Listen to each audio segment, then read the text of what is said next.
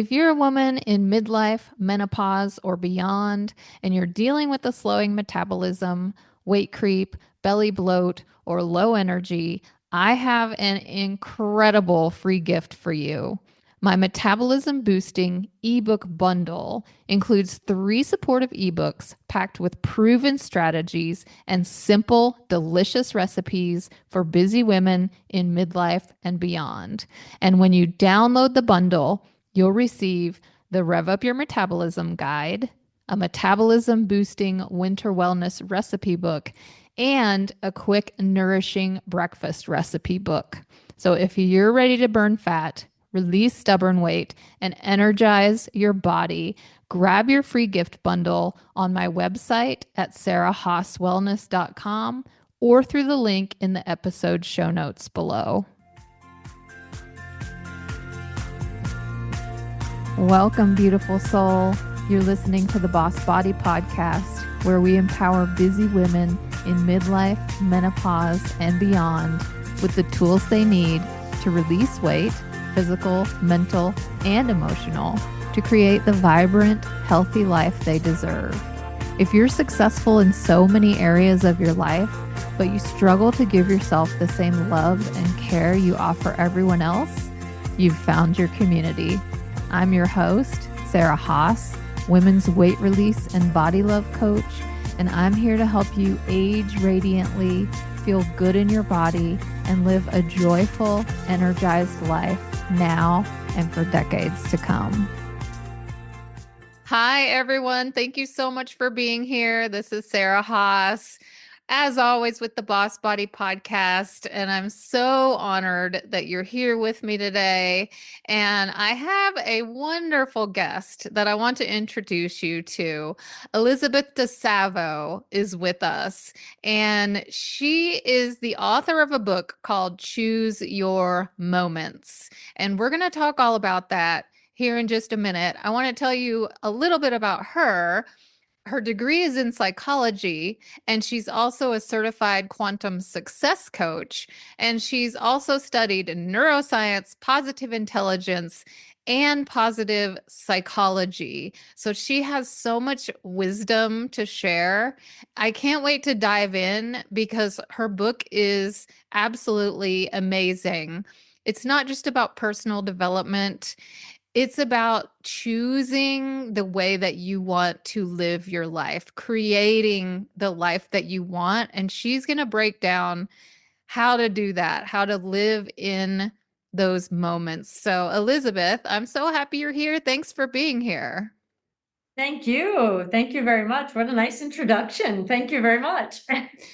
So I should mention that Elizabeth is tuning in with us today from Spain, which is amazing. She's a world traveler, an international speaker. She's been all over the world and has amazing stories. I wish we could hang out all day and talk You'll about have to that. come to Madrid and we do that here over a nice Spanish meal. Oh, that would be incredible. That would be incredible. But I want to dive in and talk about this book because I think that so much of the wisdom that you share is really going to help a lot of the listeners because I know I struggle with being in the moment and with noticing the small things because I always have a long to-do list and I always have work and I have kids and I'm busy and I'm worried and I'm anxious. And it's so easy to get caught up in all of that and miss out on those precious moments, which are right now. And right now is really all we have. So I want to hear about this book. And first of all, let me just point out that her book is called Choose Your Moments. And moments is spelled capital MOM. So tell me about that, the inspiration for this book. Oh, well, thank you. Yes, the book is called Choose Your Moments, and I have capital MOM for mom because the subtitle is How the Sudden Loss of My Mother Taught Me How to Live. Inspiration for Everyday Life. So the book, I basically take a reader through the 24-hour period. Yes, I live in Spain, but I luckily go home to New Jersey, where I grew up, a few times a year. And in the book, I was home over Christmas, and my mom had died suddenly. So I take the reader through that period, and then it's the night before her funeral, and I'm standing there in front of her. And I want to say I got a download, but I really got the message that often the things that we think matter don't. And all that matters are the moments. And the first line of the book is, "It's inevitable that death is a part of life, but what if it was death itself that taught us how to live?" And that's what happened to me, because in losing my mom suddenly and not expecting it, the first thing I thought was, what did we do this week? Were there flowers in the house? She loves flowers. Did she drink tea? She loves tea. Did she see the ocean? Did she watch a good movie? Did she laugh? Nothing to do with what you said in the beginning, right? Our to-do list, the work, the emails, taking care of this and that, and feeling anxious and exhausted. I was more thinking about what did we do in our last moments that really mattered. And I realized that life is a series of moments and we get to choose how to live them. So the intention of the book is to kind of redefine the word moments, which I'm now spelling capital MOM in honor of my mom, from a point in time into a tool that you can use to enrich your life. So the book is equipped with 80 quotes, and each quote has an explanation using the word moments. Yeah, I love that. I love that you incorporated quotes because then you can have the quote. So each page has a beautiful quote on one side, and then on the other side, you expand on that. Yes, like there's a little explanation I can show you here. And if you open to any page, there's a quote and then an explanation. I put it in big type so we can read it without our glasses. So that's even better. But I use quotes because they're designed to be impactful and quick, easy, and to the point. And I wanted something where people would feel empowered. So you can read the book all the way through, or you can pick it up to any page, on any given day or really any given hour. Pick it up, open it up, and say, okay, that's my quote for the day, for the week, or what have you. So that's when I say I want to convert moments from a point in time into a tool. This book can be used. It's a great book to read, but it can be used as a tool for enriching your life. So tell me about the quotes and how these apply to choosing to live in the moment. What does Well, that mean? I wanted people to see how easy it is and how practical it is to implement these things into your everyday life. So that's why I also call the book Inspiration for Everyday Life, because there's a little bit of everything in there, meaning quotes on forgiveness, on learning, on health, on love, on self-forgiveness. I mean, success. There's a little bit of everything that gets mixed into our everyday life. And just to give you a different perspective, because sometimes it can really be that easy as just reframing the moment. So what I started doing was asking myself, realizing that life is a series of moments and I get to choose how I live them. Even in grief, I had to choose, how will I handle this grief? How will I live now? I have to choose my perspective on how to go on and what life means to me now. But I would ask myself, do I want to spend my moments thinking about this problem? Do I want to spend my moments arguing about this topic? Do I want to spend my moments in this job, that wasn't me, but, or in this relationship or what have you? I mean, it can go from the big to the small. Do I want to spend my moments eating this kind of meal or that one? Do I want to spend my moments drinking water or soft drinks? Do I want to spend my moments walking around and moving or relaxing, which you can do too? So it was really just another way to bring it all back into the moment, because it's true that is all we have. We think about the past and worry about the future. Sometimes it's regret the past and worry about the future or fret the future. but all we really have is the now and the moment.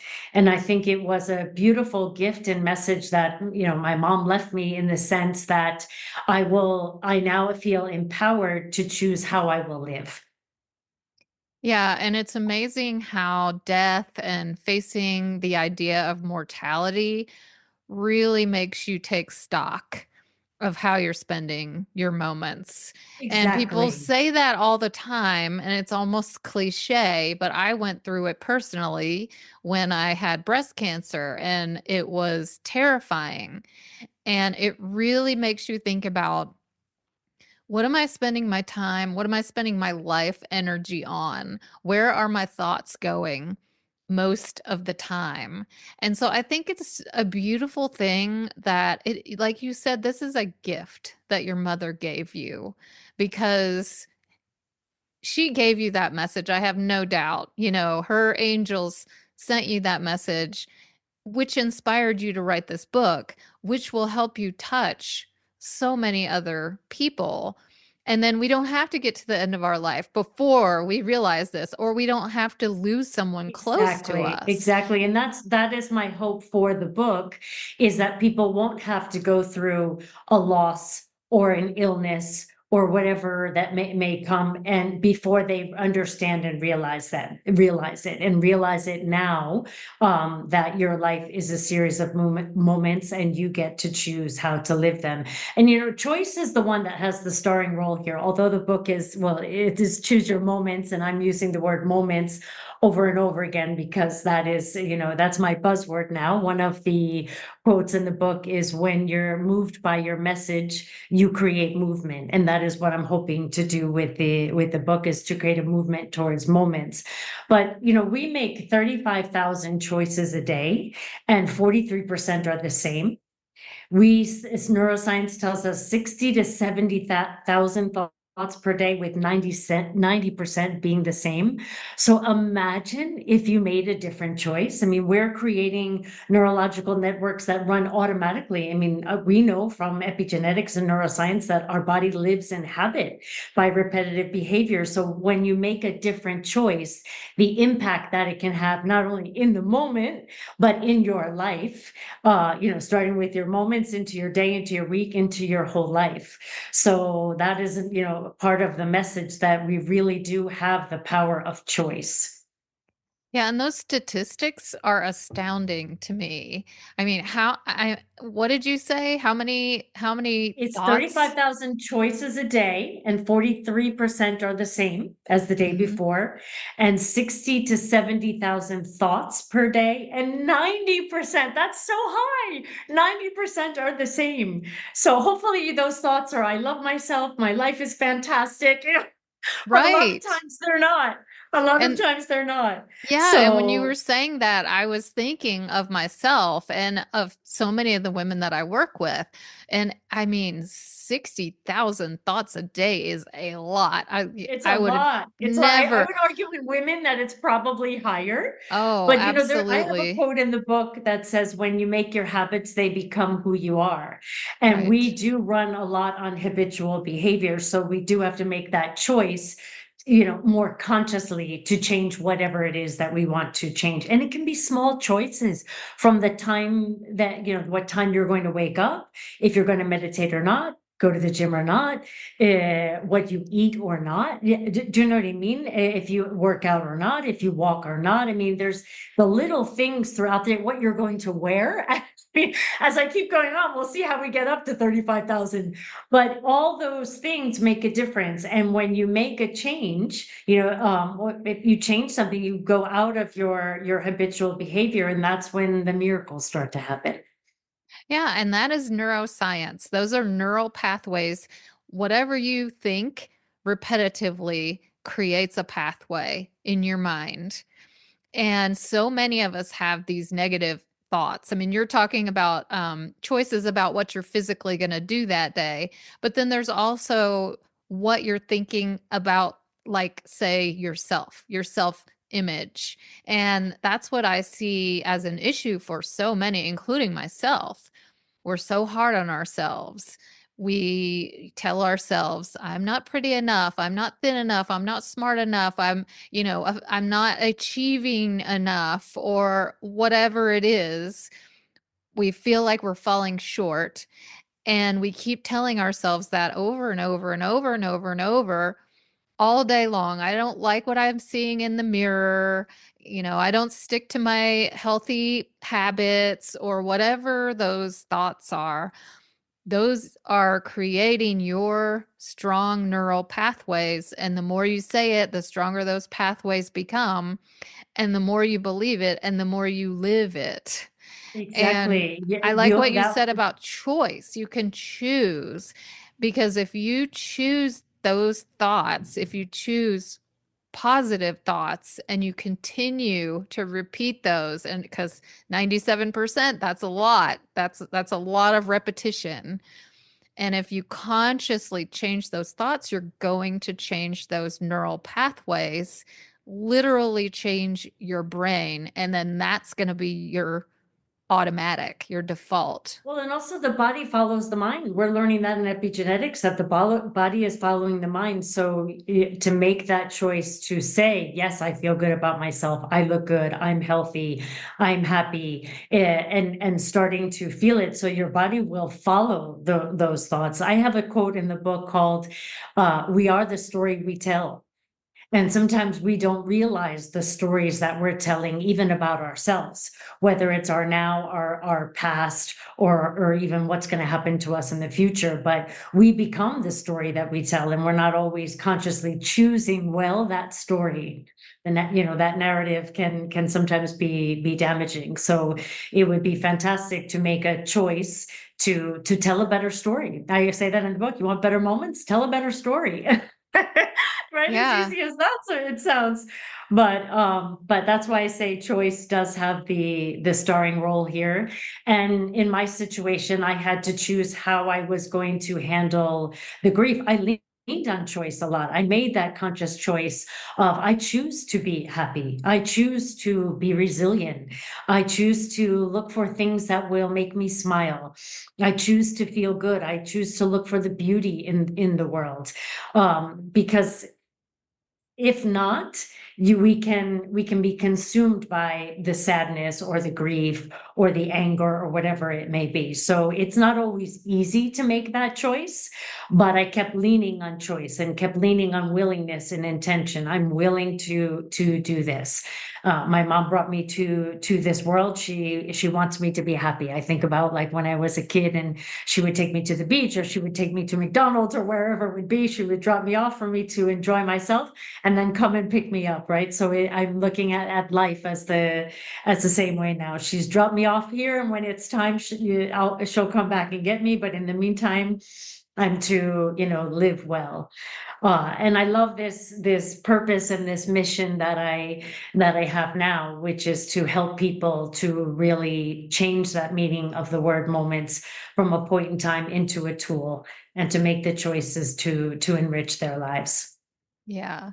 Yeah. And I want to make it clear that you're not saying that there won't be times of grief and anger, because I think sometimes people view any kind of loss or grief or whatever emotions they're going through as bad. Those are bad. I shouldn't feel that. Oh, I shouldn't yeah. allow No, that. not at all. Not at all. No, I mean, I think you also have to choose to allow yourself to grieve and to have any emotion that it is. They say that it takes 90 seconds to process an emotion, but there's no grief, sadness, whatever. There's no good, there's no bad. It's what it is. It's the same thing of saying crying is just as it's the same thing as laughing. It's a different expression. So there is no, negative or positive that I would say. The way I decided to and chose to move forward with it is, I do look at grief like boiling water, and that it's turbulent, it's uncomfortable, it will burn you when you touch it. But if you let it, which means feel the feelings, process it, go through it, whenever they come up, but if you let it go, it will turn into steam. And the choice that I make is not to keep pouring more water to create more boiling water. So that's the, not the more, think of more sad things and more horrible things, but to process it and let it transform into something else. Yeah, and I think that's so important for people to hear. It's funny that you use water as your metaphor because mine for grief or for any emotion that you're experiencing that's uncomfortable, to me it's a wave, and it comes on, it starts building, and then if you allow it, it will crest, it will peak, and then it will go down the other side, it will subside. And I think sometimes we're afraid to let it out because we're afraid it's going to be never ending. Like, if I allow myself to cry, That's I'm never true. going to be able to stop. And that's not true. And when I'm hearing you talking, I always think of the word joy, because I think there's a difference between joy and happiness. For me, happiness means everything right now is going well.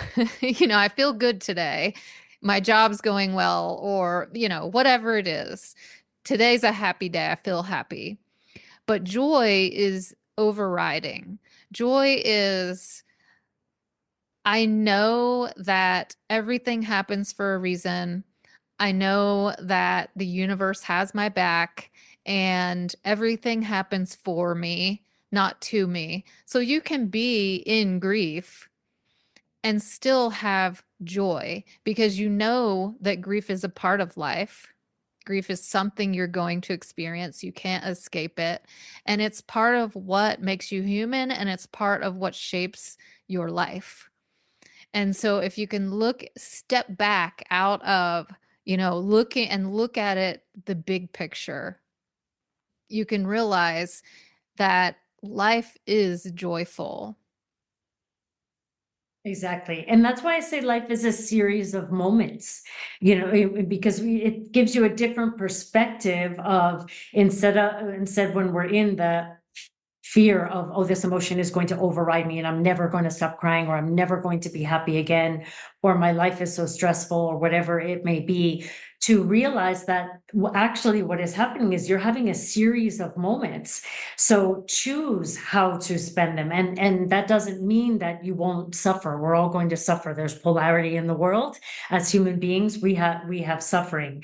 But for how long and how deep will you suffer? And what will that do for the rest of the moments of your life? So that is why I say it's a series of moments, and we get to choose how to live them.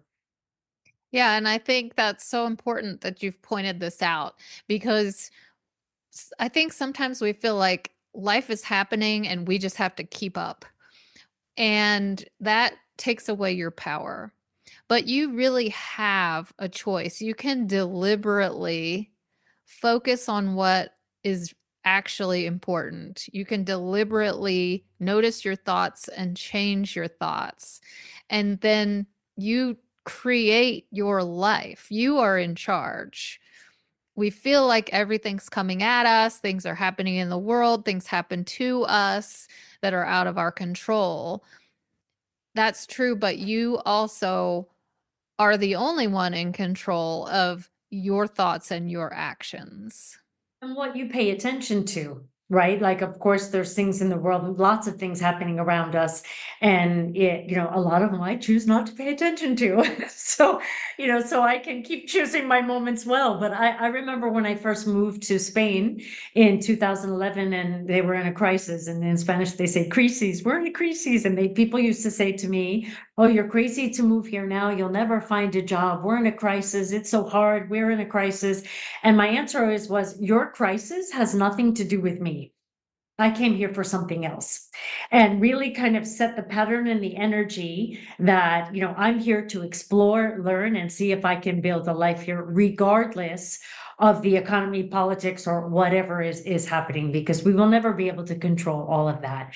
The only control we really have is our own mind. not even our emotions. Our emotions will come and we need to process them and feel them, but we can control how we think and what we think. So that's why I would say to people to, to ask yourself that question, do I want to spend my moments doing this? And some things, yes, you have a job and you have to complete certain things. You have a family, you have to take care of them.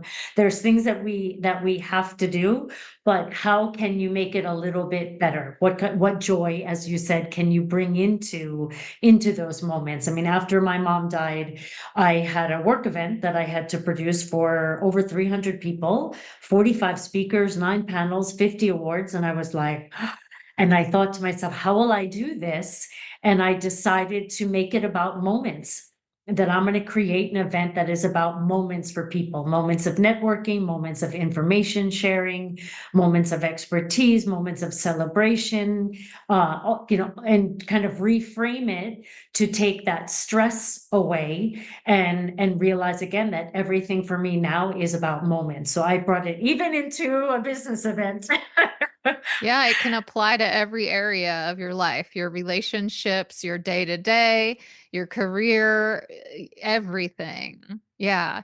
So, do There's a you, quote in the book that says your vision will take you even further than your sight. And sometimes I would challenge people to think about, where in your vision are you arguing with your child? Or where in your vision are you fighting with your boss for a raise? Or where in your vision are you do you know what I mean? So it's the same as, similar to, do I want to spend my moments doing whatever it may be or thinking about? So it's just another way to kind of take a look at what you're thinking and what you're doing to empower yourself. yeah, absolutely.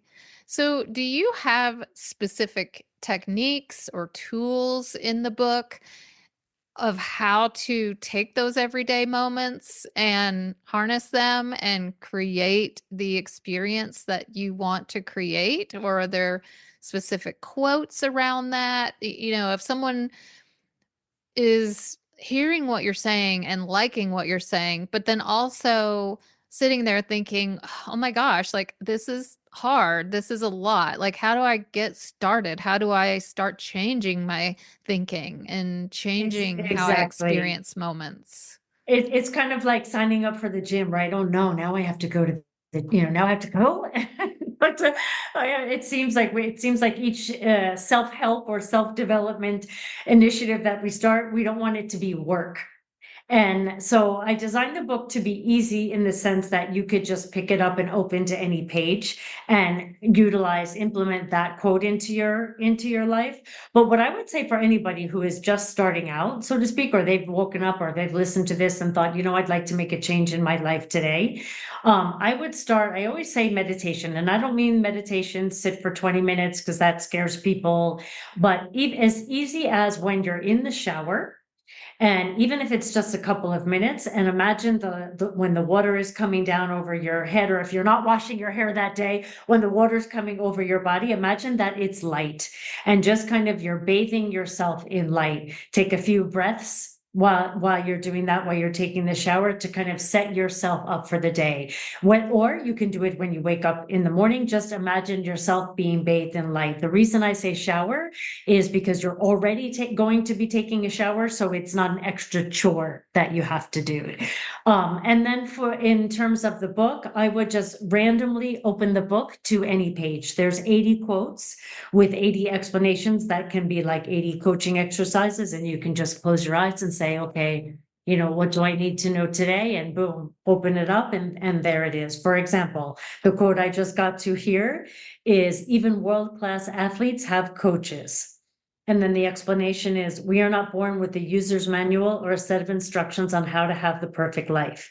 We will encounter teachers and guides along the way to propel us forward. We can all benefit from the support of someone coaching us towards living our best moments.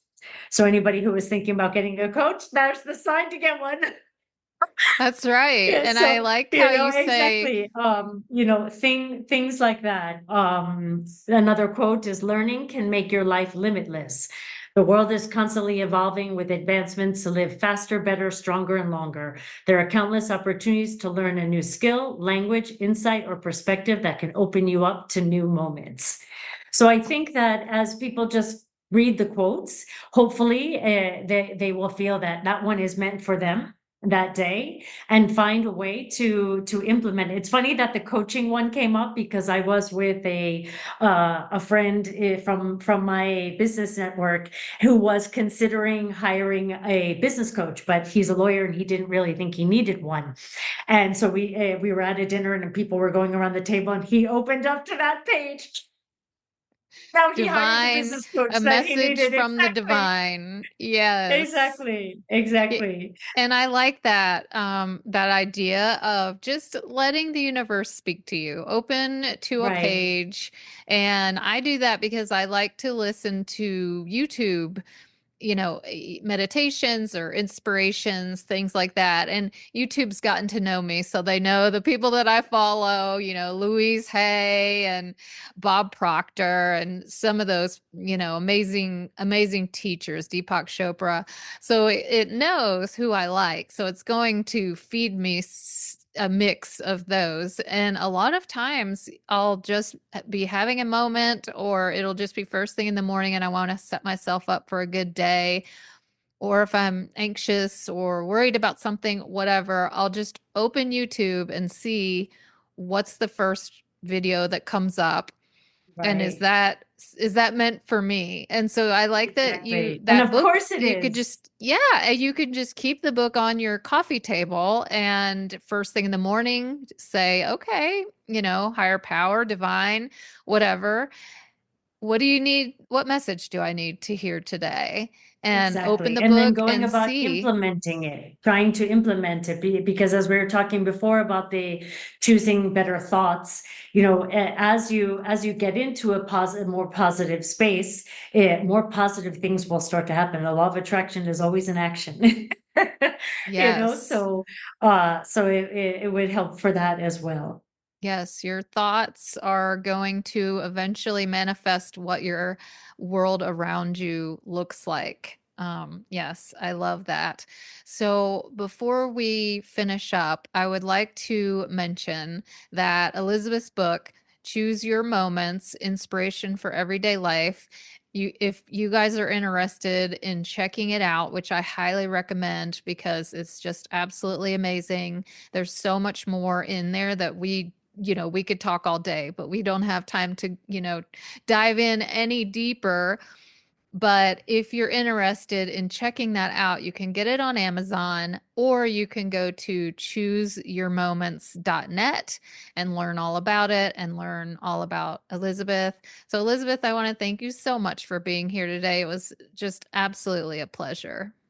Oh, thank you. It was great to meet you. Thank you very much. And great work that you're doing.